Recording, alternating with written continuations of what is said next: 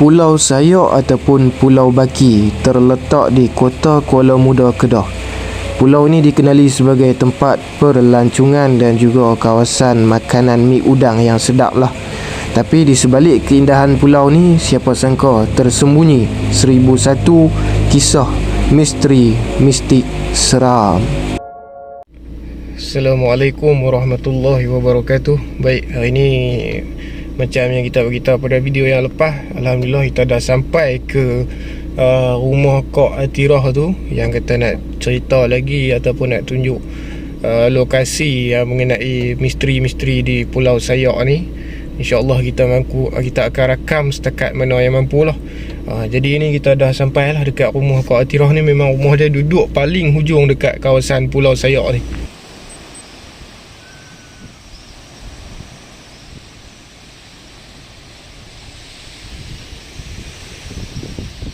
Jadi ni rumah Kak Atirah tu lah. Aliran air semula jadi ini betul-betul terletak di hadapan rumah Kak Atirah dan keluarga. Diceritakan oleh Kak Atirah semenjak dia orang datang dan menetap di sini, memang aliran air ini telah ada. Jadi mereka hanya bina bata tu saja untuk membuat saliran air ini menjadi takungan lah. Jadi memang air ini sangat sejuk dan menyegarkan. Uniknya lagi, di dalam takungan air semula jadi ini terdapat ikan keli dan juga udang batu, yang di mana ikan keli dan udang ni dia tak keluar melalui saliran ni dan menuju ke laut lah. Maknanya ikan keli ni dia akan stay sahaja bermain di dalam kawasan kolam ni. Sungguh besar kuasa Allah Subhanahu Wa Taala. Dan juga diceritakan oleh keluarga Kak Atirah ni, pernah mereka terlihat ada seorang ataupun sesosok berpakaian berjubah putih turun dari lorong air ini, ibarat mengambil air wuduk di sini, dan terus berjalan ke atas semula dengan menggunakan tongkat. Dan juga pernah diceritakan oleh mak Kak Atirah bahawasanya pernah terlihat seperti itik angsa sedang bermandi ataupun berenang di dalam kawasan ini. Itik angsa yang berwarna putih. Dan juga dikatakan juga air ini ataupun aliran air ini tak pernah kering walaupun sekali. Ini bukit yang terletak di belakang rumah Kak Atirah lah, ataupun kita boleh panggil sebagai bukit Pulau Sayok. Juga menyimpan 1001 kisah dan juga misteri. Sebenarnya antara tujuan utama eksplorasi kita pada kali ini ialah untuk melihat batu teruna dan dara yang dikatakan telah disumpah oleh Sang Kelembai. Jadi di kawasan itulah juga yang menyimpan banyak misteri, dan juga dikatakan ada cerobong kapal milik British pada zaman dahulu di kawasan tu. Jadi ini adalah abang kepada Kak Atirah, dan dia yang menjadi guide atau pandu kami pada hari ini di dalam eksplorasi kali ini. Jadi malangnya nasib kami apabila kami sampai, air laut telah pasang, kerana laluan nak menuju ke batu teruna dan dara ni kita perlu lalu di kawasan batu-batu yang ada di tepi laut ni. Jadi bila air pasang penuh, maka tenggelamlah laluan tu. Jadi kami tak dapatlah nak menuju ke kawasan yang dikatakan terdapatnya batu teruna dan juga batu dara tu. Jadi inilah merupakan laluan nak menuju ke batu teruna dan dara tu. Ini baru permulaan sahaja. Jadi bila menuju ke kawasan hadapan tu, bila air pasang, maknanya jalan yang ada di hadapan tu telah tenggelam oleh air lah. Jadi kalau nak pergi ke kawasan batu teruna dan dara ni, perlu tunggu air surut. Agak kecewa juga tak dapat nak rakam view tu dan juga ambil gambar batu tersebut. Tapi insya-Allah kita akan lakukan lagi eksplorasi sampailah kita dapat mengambil view ataupun gambar kawasan batu teruna dan dara ni. Antara kisah yang disampaikan oleh Kak Atirah dan keluarga, kawasan Pulau Sayok ni juga ataupun sekitar kawasan rumah mereka ni, Bukit Pulau Sayok, dan laluan menuju ke batu teruna dan dara ni menjadi tumpuan bagi paranormal lah, orang-orang yang datang nak buat paranormal ni. Ada juga diceritakan ada yang datang dari Singapura paranormal, tetapi hanya sekerat jalan sahaja berpatah balik akibat terlihat sesuatu. Jadi di sinilah abang Kak Atirah menunjuk laluan untuk menuju ke Batu Teruna dan Dara tu. Tetapi seperti yang anda boleh lihat dalam video ni lah, air telah pasang dan laluan tu pun tenggelam lah. Jadi ini merupakan salah satu laluan untuk menuju ke Batu Teruna dan Dara. Dan dah hadapan tu adalah laluan sebenarnya batu, tapi bila air pasang maka tenggelamlah laluan batu tu. Jadi kita perlu melalui bahagian tepi-tepi batu tu untuk kita sampai ke Batu Teruna dan Dara tu. Tetapi nak buat macam mana kan, tak ada rezeki. Kami datang pada hari air yang pasang. InsyaAllah kita akan pergi pada hari yang lain. Antara kisah yang diceritakan oleh Kak Atirah dan keluarganya, pengalaman mereka semasa kecil. Mereka pernah solat di satu kampung yang di situ dikatakan ada rumah-rumah dan juga orang berpakaian baju Melayu Kedah seperti orang-orang zaman dulu lah. Jadi Kak Atirah pun masa tu tak berfikir panjang lah, ingat betul-betul manusia. Tapi bila Kak Atirah bagi tahu pada arwah ayah dia hanya tersenyum dan berkata mana ada kampung dekat kawasan tu. Jadi mungkin dari cerita ni kita boleh spekulasikan terdapat juga perkampungan bunian di kawasan ni. Jadi pada masa ni ini adalah laluan untuk hiking ataupun menuju ke puncak bukit Pulau Sayak ni. Jadi harap anda tidak salah faham. Pulau Sayak ni adalah pulau yang satu lagi tu yang terletak di tengah laut. Ini adalah laluan untuk menuju ke bukit, dan bukit ni terletak di bahagian tanah besar lah. Pulau Sayak tu berjarak tak pasti berapa kilometer, tapi kalau nak menuju ke Pulau Sayak tu perlu menggunakan bot, dan dikatakan terlalu banyak ular berbisa di pulau tersebut. Antara kisah menariknya lagi mengenai Pulau Sayak yang berada di tengah laut tu, dikatakan terdapat seekor jin ataupun raja jin kafir yang menetap di pulau tu. Pulau tu sebenarnya saiz dia juga tak besar mana, lebih kurang sebab tu nama dia digelar juga sebagai Pulau Baki. Pulau Baki ataupun Pulau Sisa lah. Jadi pulau ni tak besar mana. Jadi menurut cerita Kak Atirah diceritakan bahawasanya dahulunya Kak Atirah pernah melihat satu lembaga yang agak besar berdiri di kawasan pulau tu, dan boleh dikatakan andai air pasang besar, air itu hanya diparas pinggang lembaga tu sahajalah. Dan mengenai bukit yang kami hiking ni juga adalah juga cerita 1001 kisahnya tersendiri di kawasan ini. Dikatakan pernah ada orang terlihat makhluk seperti Bigfoot, ataupun lebih kita kenali di dalam alam kita ni, alam Melayu kita ni sebagai mawas. Turun daripada bukit ni, kiranya pokok-pokok yang besar tu dia hanya tolak saja menggunakan tangan dia. Orang daripada bawah ni dapat tengok mawas tu turun daripada atas bukit ni. Dan menurut pendapat saya, mungkin kalau sesetengah orang mengambil spekulasi bahawasanya mawas ni adalah makhluk mitos. Tapi kalau bagi pada pendapat saya, mawas ni merupakan ataupun dikategorikan sebagai haiwan mistik. Seperti mana contoh kita ambil burung cendrawasih, itu juga tergolong dalam haiwan-haiwan yang mistik. Jadi hanya ini sajalah yang kami mampu rakamkan untuk eksplorasi kali ini, dan dibawakan oleh abang Kak Atirah ni untuk kami tinjau lah ataupun rekod sedikit sebanyak mengenai bukit ni. Dan kami juga tak dapat nak menuju ke puncak bukit ni kerana terdapat banyak semut samun. Jadi kami hanya hiking boleh dikatakan separuh lah kawasan bukit ni. Aku nak main kawasan ni lama dah. Cari-cari lorong tak jumpa. 2-3 hari lepas aku dapat jumpa lorong. Hai, depan petang ni dah. Dia dekat rumah kan. Tebu.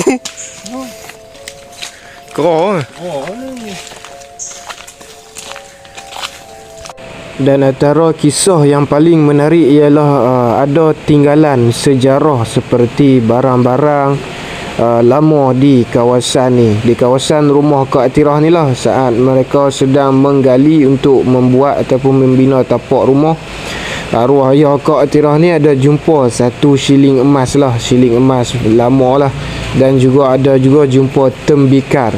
Tetapi sayangnya kerana salah satu pihak yang tak bertanggungjawab jumpa barang tu ataupun curi barang tersebut. Jadi sampai ke hari ni tak ada lah bukti yang kita nak tunjukkan bahawa di kawasan ini ada juga terkait dengan sejarah pada zaman dahulu lah. Mungkin kawasan ini juga pernah menjadi tempat ataupun kawasan perdagangan lah satu ketika dahulu. Sebab itulah ada barang-barang tembikar, shilling emas dan sebagainya. Kayu-kayu keras lah ni. Nampak macam tu tu. Betul? Tengok anak-anak tak? Sini tempat takungan lah. Ayak tu. Ketuk. Kira tanah kami ni tak tebang titik. Oleh mana ada pokok sok-sok. Buang habis tu. Buang habis.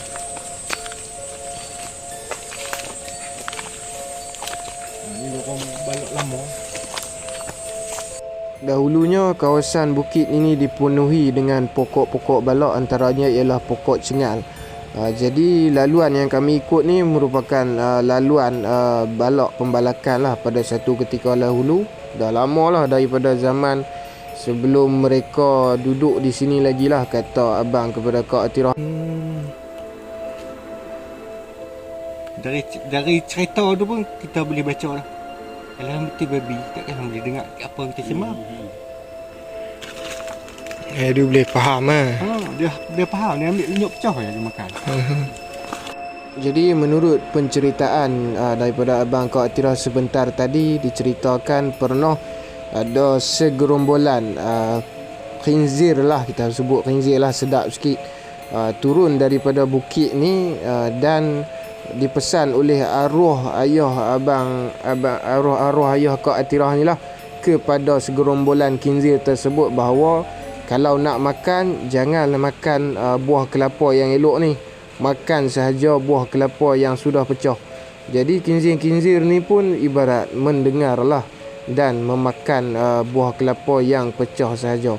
Jadi kata abang kepada Kak Atirah ni, mungkin bukannya khinzir yang sebenar ataupun lebih kepada jelmaan jin yang menyerupai menjadi khinzir. Wallahu alam.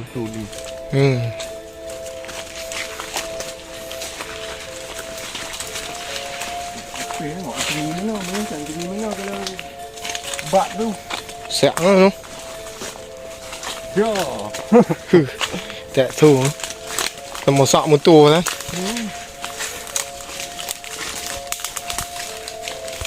Dia kepala dalam muka.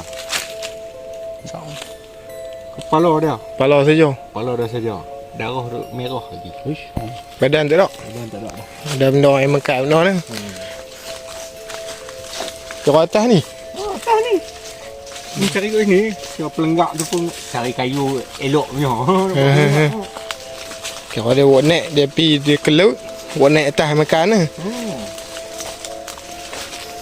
Sebab sini banyak jenis. Jenis kaimau ni banyak. Kaimau turun. Pernah dengar? Mana penamping. Dia kaimau putih. Kala dia kala kelabu. Tak nak ingat ni.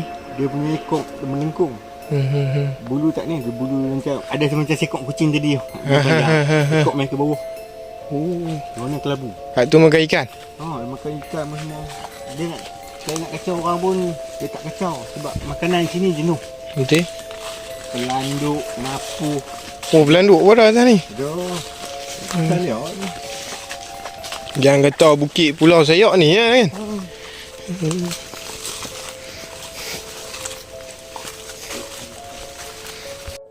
Macam tu. Tak tu jenis tak ada agama. Tak ada agama langsung. Dia bebas. Tak ada kepercayaan ni. Allahu Akbar tu. Tengok kau bang. Oh jantan. Jantan. Lebih tunggai. Ha? Lebih tunggai. Saja tu. Dia nak tunjuk. Kira okey lah, boleh rekam lah. Rekam. Tu kecil lagi. No. Dah lagi besar pada tu. Ada lagi besar. Anak ah, kira tu anak ah. Satu anak tu. Apa start pada rumah. Sepadan ayat katok pergi ke sana. Islam. Selah. Oh, dari kawasan rumah abang. Kawasan sejuk tu. Sejuk kawasan rumah sejuk. Betul. Ayat katok pergi ke sana kapiak. Sampai ada batu kami panggil batu minyak sebab kawasan tu dulu masa mula pindah tu jalan. Lepas tu penuh dengan cemingat. Yang macam ada kalau dari jalan tu dia macam menuju ke laut. Bukit sikit dah penuh sikit je. Sampai rumah ada sebelum sebiji rumah. Start dari situ pergi ke sana. Dia tak ada gambar. Tu sepadan dia tu. Yang kapiak ni ada macam orang. Dia nak apa dia macam.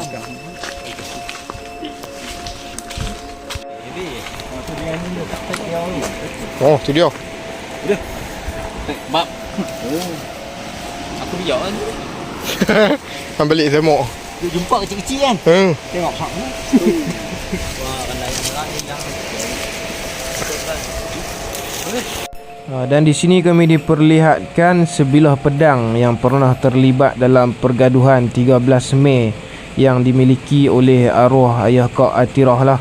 Jadi pedang ni dikatakan oleh keluarga Kak Atirah sampai ke hari ini akan bergetar. Jadi ada harilah dia akan bergerak dan bergetar dengan sendirinya. Dalam perjalanan pulang kami singgah sebentar di sebuah makam diraja yang terletak di kawasan Pulau Sayak ni juga, berdekatan dengan Mi Udang Yaakob.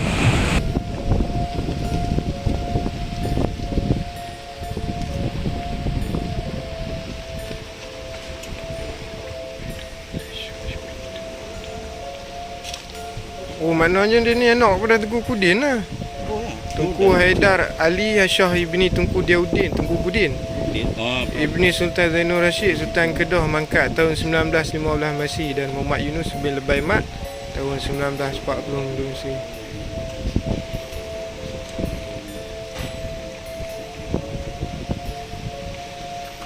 Tak boleh masuk tu.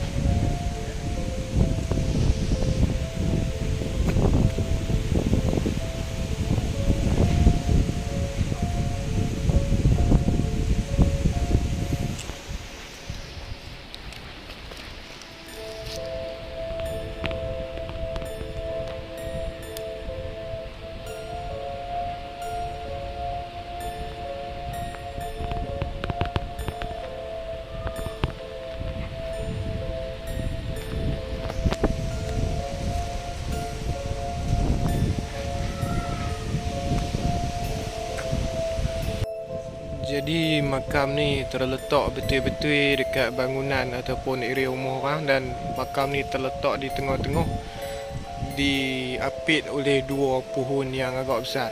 Jadi kalau hampa mai kawasan ni, hampa akan jumpa Mi Udang Yaakob ni, dan makam tu ada dekat sini.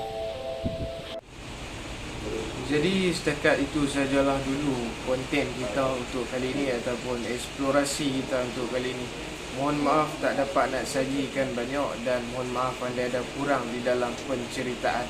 InsyaAllah kita akan jumpa lagi di masa yang akan datang, dan juga ribuan terima kasih kepada Kak Atirah sekeluarga kerana menerima kami dengan penuh meriah lah dan meraihkan kedatangan kami. InsyaAllah kita akan berjumpa lagi di lain masa. Anda masih ada umur yang panjang, masa yang lapang. Ingat, jangan biarkan mistik anda menjadi mistik yang plastik. Assalamualaikum warahmatullahi wabarakatuh.